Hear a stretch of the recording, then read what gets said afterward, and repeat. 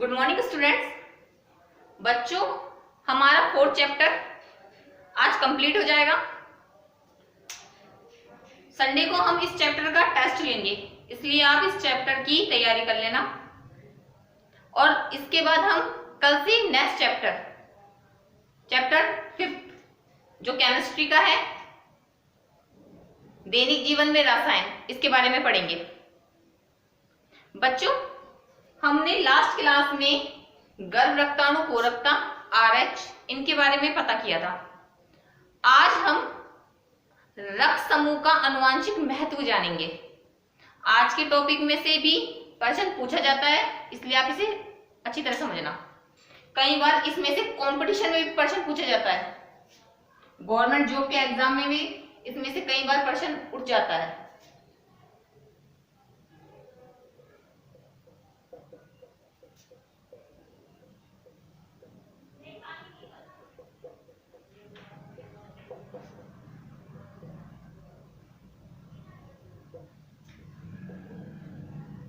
बच्चों, रक्त समूह का आनुवांशिक महत्व क्या है? रक्त समूह का हमें पता होने पर बहुत सारे महत्व हो जाते हैं। बहुत सारी जगह हमें काम आता है रक्त समूह का ज्ञान, और इसका आनुवांशिक महत्व भी बहुत है। आनुवांशिक महत्व को देखें रक्त समूह का, तो हम जानते हैं कि जो माता पिता का रक्त समूह होता है, उनमें से माता का हो चाहे पिता का हो, उनमें से किसी एक का रक्त समूह ही उसके संतान में आता है। यानी हमारा रक्त समूह हमारे माता पिता से मैच करता है। और रक्त समूह होता है वो एक पीढ़ी से दूसरी पीढ़ी, दूसरी पीढ़ी से तीसरी पीढ़ी, ऐसे लगातार चलता रहता है। इसका मतलब ये क्या है? आनुवांशिक है, पीढ़ी दर पीढ़ी। इसके द्वारा हम आसानी से माता पिता की और माता पिता आसानी से अपनी संतान की पहचान कर सकते हैं।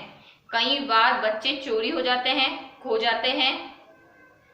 उस कंडीशन में आसानी से रक्त समूह के द्वारा बच्चे की पहचान की जा सकती है कि यही वास्तविक माता पिता है और जो बच्चा है ये वास्तविक उनका ही बच्चा है। ठीक है बच्चों, आनुवांशिक रक्त समूह को और भी कई महत्व होता है। जैसे कि मान लीजिए आनुवांशिक कोई रोग हो, ठीक है, या फिर रक्तदान करते वक्त, अंगदान करते वक्त, रक्तदान करते वक्त भी ये बहुत जगह काम आता है।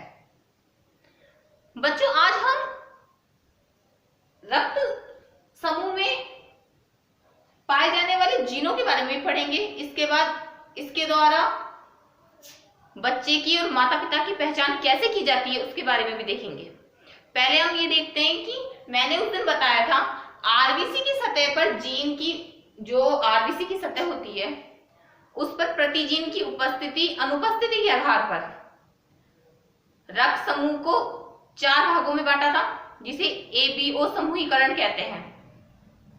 जो एबीओ के आधार पर रक्त कितने प्रकार के होते हैं? 4, ए, बी, एबी और ओ। ठीक है बच्चों, इन रक्त समूह पर जीन भी पाए जाते हैं, जीन प्रारूप।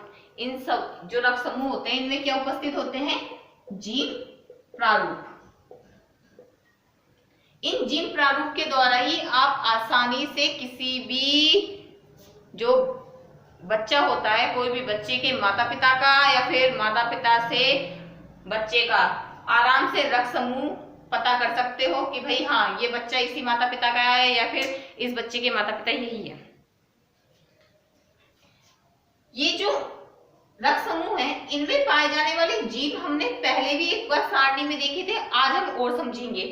ए रक्त समूह पर 2 जीन पाए जाते हैं, IA या IAI। बी रक्त समूह पर भी IB या IBI। जो AB है उस रक्त समूह पर एक जीन पाया जाता है, IA, IB, और O पर भी एक ही पाया जाता है, II। इस तरह से जीन प्रारूप कुल कितने होते हैं? 6 होते हैं। रक्त समूह ए बी ओ समूहीकरण के आधार पर 4 प्रकार के होते हैं और उनमें पाए जाने वाले जीन प्रारूप कितने प्रकार के होते हैं बच्चों? 6। ए पर 2 पाया जाता है, बी पर भी 2 पाए जाते हैं, ए बी पर 1 और ओ पर भी 1 पाया जाता है। इन जीन प्रारूप के द्वारा ही हम आगे का जो सवाल है नेक्स्ट उसे सॉल्व करेंगे। एक बार देखो जीन प्रारूप आप लोग बच्चों, जो ए बी जीन प्रारूप होते हैं वो प्रभावी होते हैं, ये प्रभावी जीन होते हैं, और जो ओ होता है वो अप्रभावी होता है। ध्यान रखना, ए बी होते हैं वो तो प्रभावी होते हैं, और जो ओ होता है वो क्या होता है बच्चों? अप्रभावी। ए में आई ए या आई, बी में आई बी या आई, ए बी में आई बी और ओ में आई जीन पाए जाते हैं, जीन प्रारूप पाए जाते हैं। इस तरह से ये टोटल कितने होते हैं? 6 होते हैं। 4 रक्त समूह में 6 जीन प्रारूप पाए जाते हैं। आपने ये देखा बच्चों, इसके द्वारा एक प्रश्न कई बार पूछा जाता है आपके एग्जाम में भी और कंपटीशन एग्जाम में भी। मान लीजिए आप देखते हो कई बार बच्चे चोरी हो जाते हैं, खो जाते हैं, या फिर हॉस्पिटल में भी कई बार बच्चे एक साथ मिल जाते हैं छोटे छोटे, तो उन बच्चों में से असली बच्चा मतलब कि कौन से दंपति का कौन सा बच्चा है वो पहचान कैसे की जाती है? वो रक्त समूह के द्वारा की जाती है, जिसे हम अब समझेंगे कैसे की जाती है। मान लीजिए एक बच्चा है, ये एक बच्चा है जिसका रक्त समूह क्या है? बी। इस बच्चे का रक्त समूह है बी। 2 दंपति है, 2 माता पिता हैं, वो ऐसे कह रहे हैं कि ये बच्चा हमारा है। अब हमें ये पता करना है कि ये बच्चा वास्तव में किसका है। तो जो दंपति हैं ये तो है फर्स्ट, और ये दंपति है सेकंड। अच्छी तरह समझना इसे। दंपति में पुरुष महिला, इसमें भी पुरुष महिला। ठीक है बच्चों, हमने माना जो पुरुष दंपति है उसका रक्त समूह है, जो रक्त में पाए जाने वाले जीन है, जीन प्रारूप इसके हैं आई। इसके जीन प्रारूप क्या है? आई। महिला जो प्रथम दंपति है उसमें महिला के जीन प्रारूप है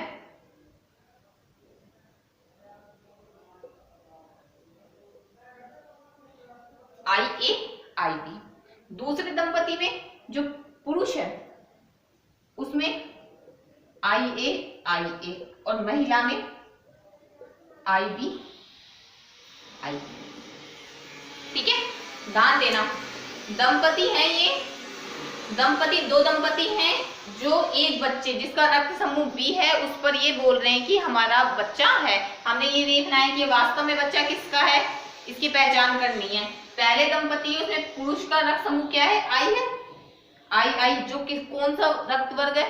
ओ। ये इसमें आई बी जीन प्रारूप है, ये कौन से रक्त समूह में आते हैं? ए बी में। दूसरे दंपति में पुरुष आई ये कौन सा रक्त समूह है? ए, और इसमें आई ये कौन सा है? बी। अब बच्चों इनका देखो, पुरुष में जो जीन प्रारूप है उनको अलग अलग करेंगे, ये हुए आई, और महिला में भी हम अलग करेंगे आई बी। ठीक है, ये कर लिए। अब हम इसकी क्रिया इससे करवाएंगे, फिर हम इसकी क्रिया इससे करवाएंगे। ध्यान से देखना, हमने इनके जीन प्रारूप को अलग किया, फिर पहले वाले क्रिया इन दोनों से कराई, अब इसकी क्रिया हम इससे करवाएंगे और इसकी क्रिया हम इससे करवाएंगे। ठीक है, जब हमने आई ए की क्रिया करवाई तो क्या हुआ? आई ये प्राप्त हुआ। फिर हमने आई की आई बी से करवाई तो आई बी आई प्राप्त हुआ। फिर हमने आई की आई ए से करवाई तो आई ए आई प्राप्त हुआ, और फिर हमने आई की बी से करवाई तो आई बी आई प्राप्त हुआ। ठीक है, हमने आई की क्रिया आई ए से, पहले इस जीन प्रारूप की क्रिया इन दोनों से करवानी है, फिर इसकी इन दोनों से करवानी है। इसकी करवाई तो आई ए आई, इसकी करवाई तो आई बी आई, इसकी करवाई तो आई ए आई और इसकी करवाई तो आई बी आई। ये हमें, यानी हमारे पास कौन कौन से आ गए बच्चों? एक तो आया है, एक तो हमें मिला है आई ए आई, और दूसरा मिला है आई ए आई बी आई। यानी एक तो रक्त समूह है ए और दूसरा है बी। ऐसे इसके करो, इसके जीन प्रारूप अलग करो, आई ए और इसके आई बी आई।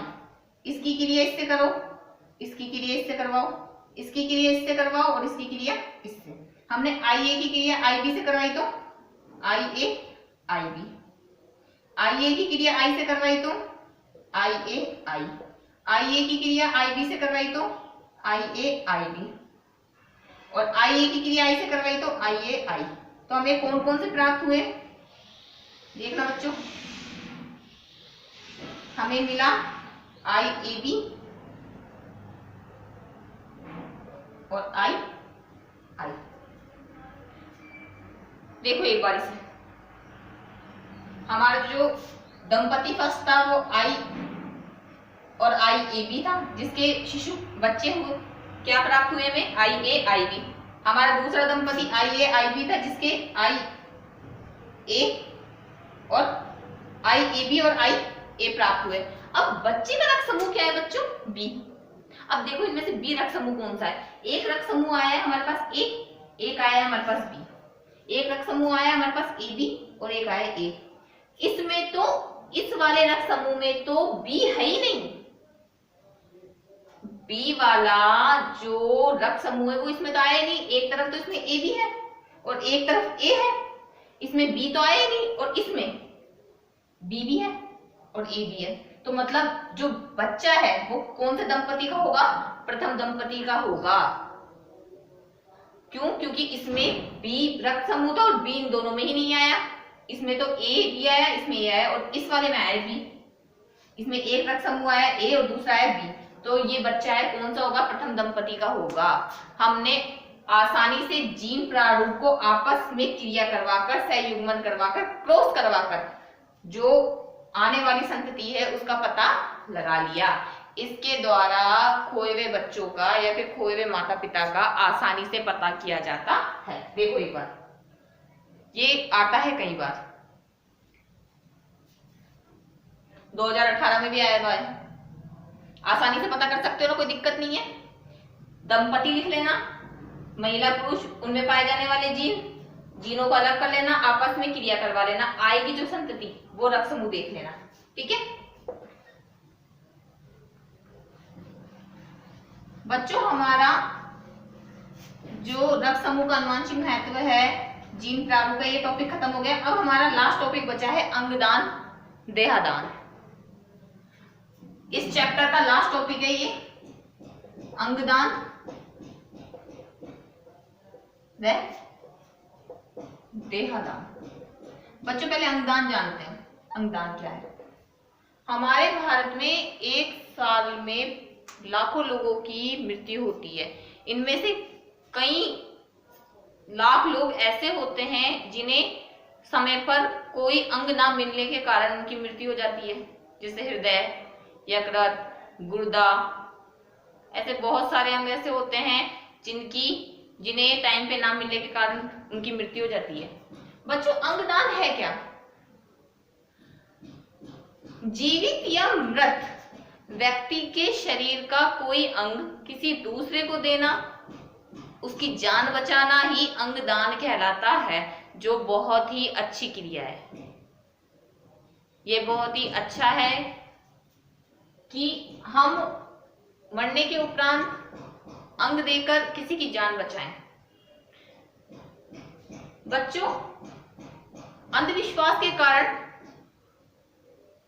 भारत में अंगदान नहीं किया जाता, बहुत कम संख्या में किया जाता है, जबकि अंगदान बहुत अच्छा है। हम मरने के बाद हमारी बॉडी होती है वो कोई काम की नहीं होती है, लेकिन यदि हम उसमें से किसी अंग का दान कर दें तो हम किसी दूसरे की जान बचा सकते हैं। तो ये बहुत ही अच्छी बात है, इसलिए अंगदान, रक्तदान ये करना चाहिए। मरने के बाद हम अंगदान कर सकते हैं। अंगदान एक मृत शरीर के द्वारा 50 अंगदान किए जा सकते हैं, 50 लोगों की जान बचाई जा सकती है एक मृत शरीर के द्वारा। बच्चों अंगदान 18 से लेकर 90 वर्ष का कोई भी व्यक्ति अंगदान कर सकता है। आंख, गुर्दा, यकृत, हृदय, बहुत सारे अंग होते हैं जिन्हें दान किया जा सकता है। अंग दान करना बहुत अच्छी बात होती है, हम किसी दूसरे की जिंदगी बचा सकते हैं। पहले की तुलना में अब भारत में अंधविश्वास कम हुआ है, लोग बाग अंगदान का महत्व समझने लगे, अंगदान करने लगे। तो बच्चों अंगदान देखते हैं। अंगदान शरीर का कोई अंग दान करके किसी की जान बचाना अंगदान कहलाता है। एक शरीर से 50 लोगों की जान बचाई जा सकती है। 18 साल से लेकर 90 साल तक का कोई भी व्यक्ति अंगदान कर सकता है। लेकिन ध्यान रखना, अंगदान करते वक्त व्यक्ति की मृत्यु में उसका जो दिमाग है वो काम करना बंद कर दे, बाकी और अंग सही तरीके से कार्य कर रहे हो, तब अंगदान आराम से किया जा सकता है। मान लीजिए कोई व्यक्ति रोगी है, रोगग्रस्त है, वो अंगदान नहीं कर सकता क्योंकि उसका अंग तो पहले ही संक्रमित है। तो जिसका चाहे दिमाग, मानसिक दिमाग, जो दिमाग होता है वो कार्य करना बंद कर दे, बाकी के सारे अंग अच्छी तरह कार्य करते हो, तो वो भी मृत्यु के बाद अंगदान कर सकता है। ज्यादातर लोग मरने के बाद ही अंगदान करते हैं। बच्चों आपको पता है हमारे देश में 2 लाख लोगों की मृत्यु जो गुर्दे होते हैं उन्हें समय पर ना मिलने के कारण होती है। 2 लाख में से मात्र 7 से 8 हजार लोगों को ही ये मिल पाता है। हमारे देश में 50,000 लोग हृदय समय पर ना मिलने के कारण, हृदय प्रत्यारोपण ना होने के कारण मर जाते हैं। मिलता कितनों को है 50,000 में से? सिर्फ 10 से 15 लोगों को। ऐसे ही यकृत ना मिलने पर और शरीर के अंग ना मिलने पर भी लोगों की मौत हो जाती है। जबकि हमारे भारत में एक्सीडेंट से, कई कारणों से मरने वाले लोगों की संख्या बहुत है, लेकिन अंधविश्वास के कारण लोग बाग अंगदान नहीं करते हैं। हमें अंगदान करना चाहिए, बहुत अच्छा होता है ये। हम मरने के बाद यदि किसी की जिंदगी बचा सकते हैं तो ये बहुत अच्छा कार्य है, ये करना चाहिए। बच्चों अंगदान तो हमने देखा, अब देहदान। अंगदान तो हमारे शरीर का कोई भी, जैसे गुर्दा, यकृत, कोई भी अंगदान करके हम क्या कर सकते हैं, किसी की जिंदगी बचा सकते हैं, ये अंगदान है। देहदान क्या होता है? देहदान में देह यानी शरीर का दान किया जाता है। जीते जी व्यक्ति लिखित में ये कह देता है या घोषणा कर देता है, या एक सर्टिफिकेट होता है वो बनवाया जाता है, उसके द्वारा जब वो मर जाता है उसके बाद सरकार के द्वारा उसका देह है, शरीर है, वो ले लिया जाता है। या फिर मरने के बाद व्यक्ति के घर वाले भी उसकी देह को दान कर सकते हैं। बच्चों देहदान में 2 क्रियाएं होती हैं। देहदान, एक तो हम चिकित्सा, जो लोग चिकित्सा के क्षेत्र में सीखते हैं, जानकारियां प्राप्त करते हैं, उनको मदद मिल सके, रोगों का उपचार हो सके, आगे नई तकनीक काम में ली जा सके, उसके लिए बॉडी दान देना, एक तो देहदान में वो आता है। दूसरा अपने शरीर का कोई भी पार्ट, अपने शरीर के सारे भाग जो भी कार्य कर रहे हैं, भाग सही हैं, उन्हें दान करना। देहदान में 2 आते हैं। 2 तरह से दान कर सकते हैं पूरी बॉडी को, एक तो बॉडी के जो भी पार्ट्स हैं उनको दान कर दो, या फिर अपनी बॉडी को चिकित्सा के क्षेत्र में जो लोग, जो डॉक्टर्स वगैरह होते हैं, प्रैक्टिस करते हैं, उन्हें समझने में हम मदद कर सकते हैं। ठीक है, अब बात अंगदान देख लिया तुमने, देहदान भी देख लिया। अब इस अंगदान देहदान कौन कर सकता है? बच्चों अंगदान देहदान वो कर सकते हैं, वैसे तो 18 साल से 90 साल तक का कोई व्यक्ति कर सकता है। यदि कोई 18 साल से कम का हो तो माता पिता की अनुमति से अंगदान किया जा सकता है। अंगदान यदि आप जीते जी करना चाहते हो तो सर्टिफिकेट बनवा सकते हो, एक कार्ड बनता है, उसके बाद उसमें आपके कोई भी एक रिलेटिव की परमिशन के बाद आपके मरने पर आपकी बॉडी का जो अंग है वो दान कर दिया जाता है। या फिर अंगदान में आपके मरने के बाद आपके घर वाले भी अंगदान कर सकते हैं।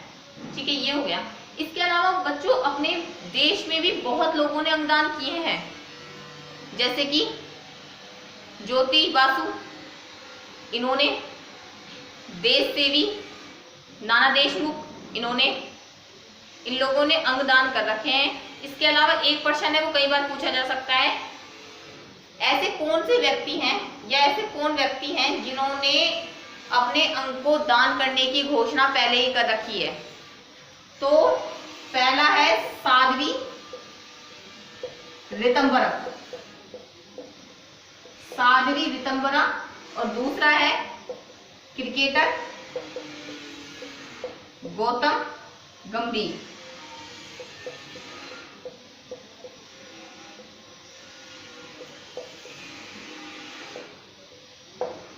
साध्वी ऋतंबरा और क्रिकेटर गौतम गंभीर ने पहले से ही घोषणा कर रखी है कि हमारे मरने के बाद हमारे अंग दान कर दिए जाएं।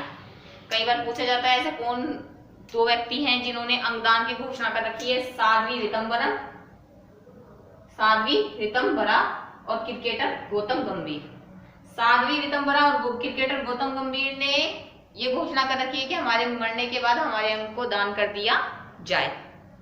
ठीक है बच्चों, कई बार यही पूछा जा सकता है, अंगदान हो, देहदान हो या रक्तदान हो या रक्तदान हो, ये सारी क्रियाएं, ये सारे कार्य बहुत अच्छे हैं, करना चाहिए। बच्चों हमारा चैप्टर पूरा हो चुका है, इसके नोट पीडीएफ में मैंने भेज दिए हैं आप लोगों को। संडे को इस चैप्टर का टेस्ट है। यदि इस चैप्टर से रिलेटिव आपको कोई भी प्रॉब्लम हो तो आप पूछ सकते हो कमेंट्स में। अब हम कल की क्लास में नेक्स्ट चैप्टर पढ़ेंगे। ठीक है बच्चों।